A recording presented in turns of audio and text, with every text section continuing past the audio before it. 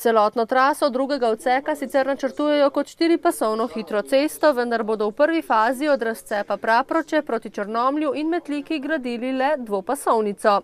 Na pripravljene smernice v Črnomlju niso imeli bistvenih pripomb, le na tamkajšnji občinski upravi se ne strinjajo v celoti z načrtovanimi postajališči. Mi bomo to znotraj strokovnih služb s svojimi sodelavci bomo to še enkrat proučili in še enkrat podali naše pripombe, ker ocenjujemo, da je treba tega nekoliko več, glede na to, da res je to majhna količina kilometrov, treba je upoštevati dejansko stanje takšno, kot je na terenu. Zaradi vodovarstvenega območja pa imajo projektanti nekaj težav z umestitvijo obvoznice Metlike. Pripravili so 3 možne variante, jasno jih bomo morali preveriti za nosilce urejanja prostorov, ampak vsaj ena sem prepričan, je že danes upam trditi sprejemljiva in bo tudi predvidevan sprejemljiva za krajane Metlike. Načrtujejo, da bo projektiranje drugega odseka končano do začetka prihodnjega leta.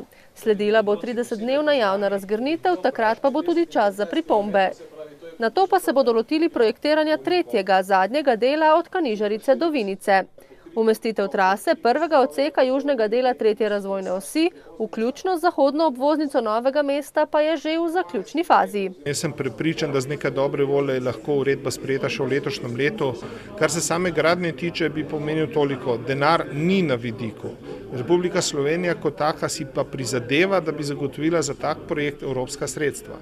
Je pa denar zagotovljen za nadaljevanje gradnje črnomaljske obvoznice, pravi Vilempart. Županja je prav včeraj izvedela, da bodo vložili vlogo za gradbeno dovoljenje naslednji teden na upravno enoto v Črnomlju. Kar pomeni, da bi se gradnja lahko začela konec prihodnjega leta.